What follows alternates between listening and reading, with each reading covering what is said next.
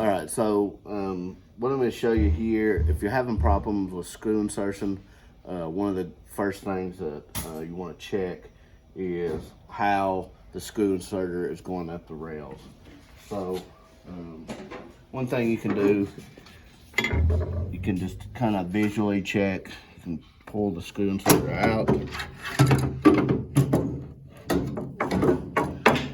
and just visually inspect the rails here. Check for any burrs, any sort of thing that the screw inserter could catch up on.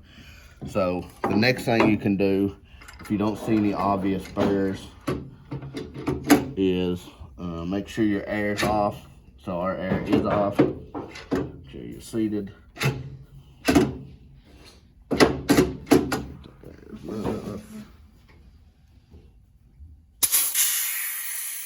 So with the air off, you can actually push the screw inserter up with your hand. And what you want to do is make sure it's nice and smooth. At the end, you're going to feel some resistance, but just check for any sort of hopping or skipping or anything like that. And finally, the last thing you want to do,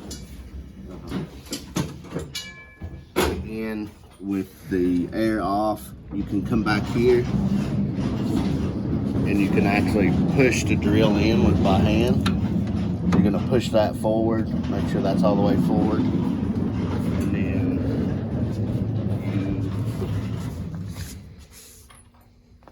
you can put you a screw. You want to make sure that this is all the way up.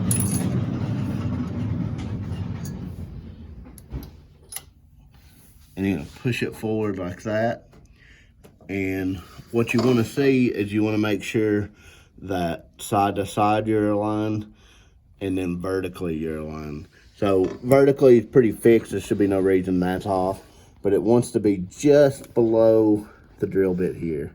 If for some reason the rails maybe settled or something like that, it's possible that you're side to side. You're gonna get a little bit of play, so it may not be perfect, but that's intentional.